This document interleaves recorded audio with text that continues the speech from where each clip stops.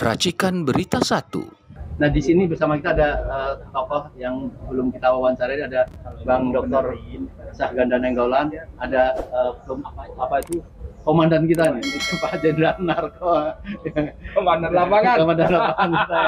Dan ada narasumber yang walaupun beliau wartawan senior, tapi tidak pantas kalau sekarang ini kita jadikan wartawan aja, dia harus menjadi narasumber karena termasuk pemberi informasi atau dengan kata lain provokator di mana-mana sehingga menyebabkan orang menjadi cerdas semua. Saya minta Bang Nainggolan dulu untuk bicara. Ya, terima kasih teman-teman media.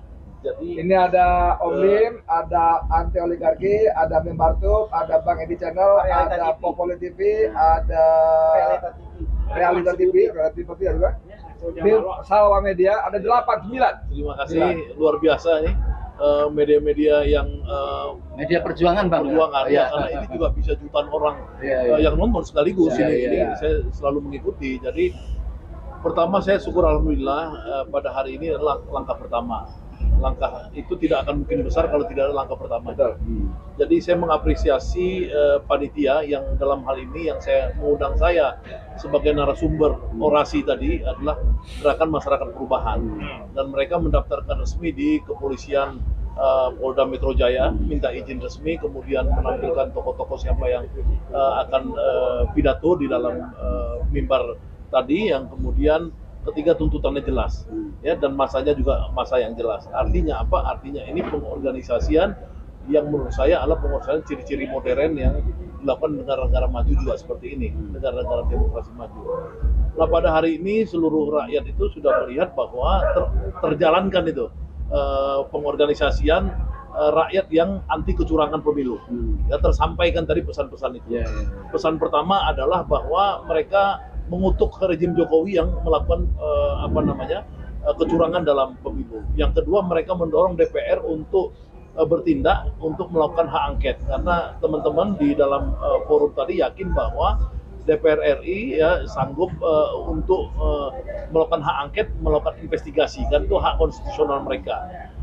Di mana pada akhirnya DPR itu bisa melakukan hak menyatakan pendapat, ya, seperti zaman pemakjulan Gus Dur, ya, kemudian pemakjulan Sri Mulyani di kasus Senturi dan lain-lain. Jadi itu langkah bagus pada hari ini. Jadi kalau saya refleksi 2019, saya juga pelaku seperti ini, saya juga orator pertama di dalam pengorganisasian pertama di tempatnya di seberang Megaria itu, di markas perjuangan anti kecurangan waktu itu tahun 2019. Kita juga melakukan yang sama, dan ini luar biasa, dia udah di depan DPR. Kalau dulu kita masih di rumah yang diberikan oleh seseorang, baru kita ke Bawaslu, baru kita besar sampai 20-21 Mei. Ya. Nah, bulan puasa ini juga menjelang bulan puasa ini saya pikir akan lebih cepat proses yang sekarang ini untuk membuktikan kepada rakyat, khususnya yang merasa dicurangi, yang taksiran saya sekitar 60-70% rakyat Indonesia merasakan yang sama, perasaan publik namanya, the feeling of betrayal, ya, itu dirasakan 70% rakyat Indonesia, dan mereka merasakan udah ada mulai gerakannya. Insya Allah harapan saya ke depan ini akan menggelinding terus membesar gelombang gerakan ini yang bersinergi dengan kekuatan-kekuatan parlemen di DPR. Arahnya angket itu tadi maksudnya? Ya, kan angket itu salah satu cara kan, karena kita ada kehilangan kepercayaan ke Mahkamah Konstitusi, karena Mahkamah Konstitusi sejak awal sudah kita lihat menjadi mahkamah keluarga. Jadi ide berlian ini tentu kita mengapresiasi saudara Ganjar Pranowo yang mulai mencetuskan isu hak angket kan. Jadi kita mengapresiasi, dan seluruh paslon juga mengapresiasi, ya, semua partai-partai dari 03 dan 01 juga mengapresiasi, semuanya memang akan ke hak angket ini gitu. Mengapa beberapa penasihat Jokowi, misalnya Profesor Yusril atau yang lain, seperti kayak menghalang-halangi atau secara undang-undang bahwa ini tidak tepat lah ke situ, ke angket, ya hanya ke MK. Kira-kira apa? Ya, saya nggak ngerti. Saya pikirkan itu kan pernyataan politik ya dari Yusril yang memang dia adalah penasehat Prabowo di 02 ini kan, paslon 02. Jadi wajar aja dia melakukan delegitimasi pada upaya ini.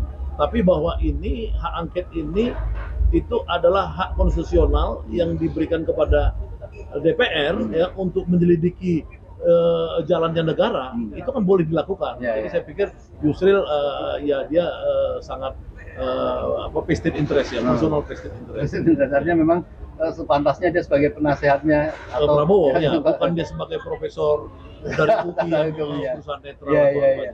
Baik, Bang Saganda. Ya.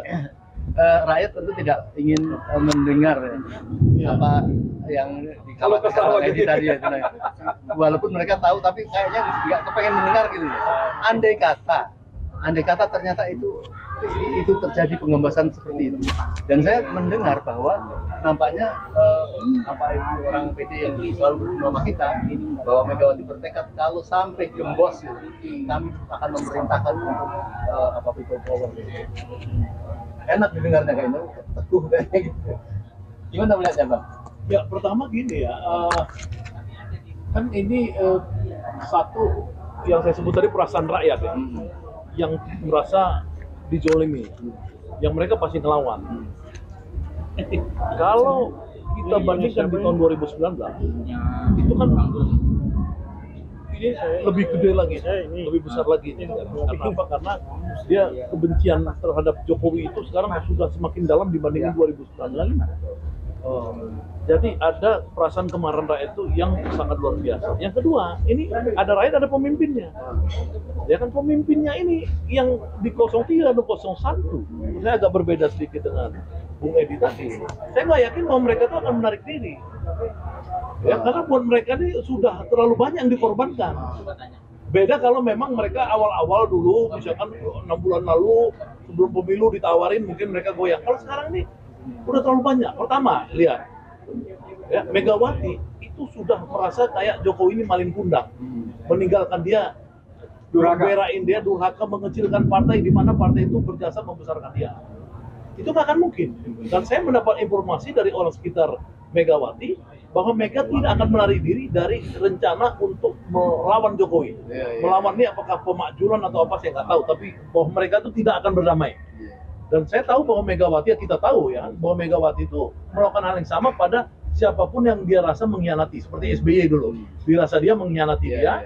Ya pada tahun 2004 itu kemudian dia tidak mau berkawan sampai sekarang. Ini nggak mungkin. Ini satu. Yang kedua kita lihat misalkan Muhaimin.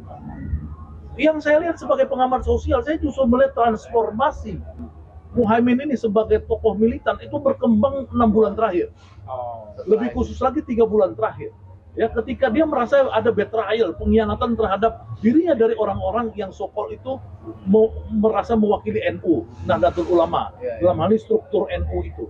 Bayangkan dia sudah berkali-kali mengatakan bahwa satu-satunya ya yang mewakili Nahdlatul Ulama dalam kontestasi kepemimpinan nasional saat ini adalah saya. Saya cicitnya daripada pendiri NU dan saya dari PMII ya dibandingin misalkan Saifullah Yusuf itu kan HMI, dia bukan PMI. Kemudian ketua NU sekarang, ya itu juga HMI, bukan PMI.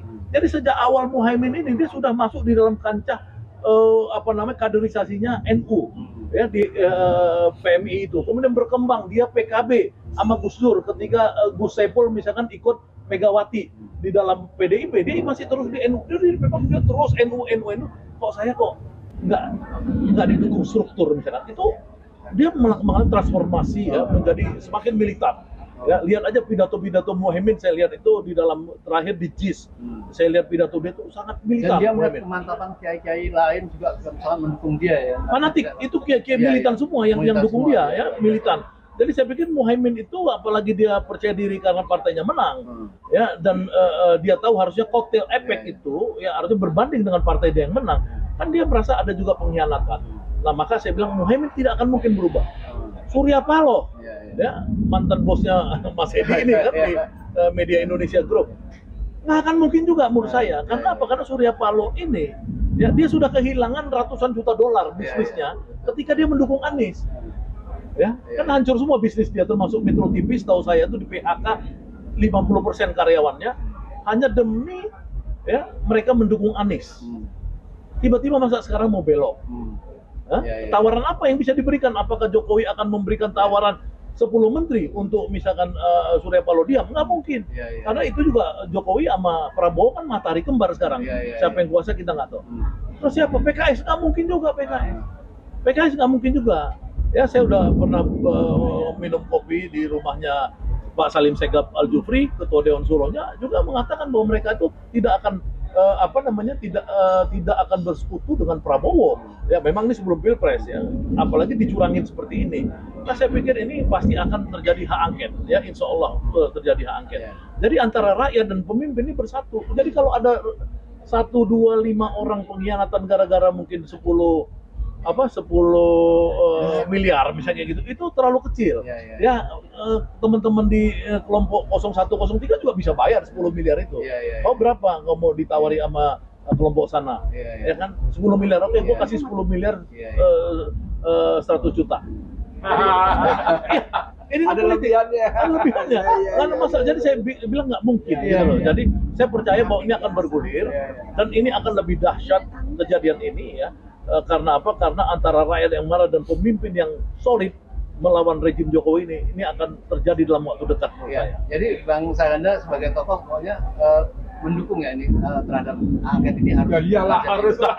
Saya datang kemarin. Saya hanya ingin memantapkan bahwa bukan dong. Kalau saya tadi nggak datang, saya kan nama saya dicantumkan sebagai orator. Nah saya datang artinya kan saya memang maksud saya supaya ini dilihat oleh mereka itu karena untuk menebang ini kan juga beralasan karena ada beberapa anggota yang sudah mulai agak belok-belok. Waduh nggak tahu, saya nggak tahu. Saya nggak pernah sudut. Tadi saya bilang itu.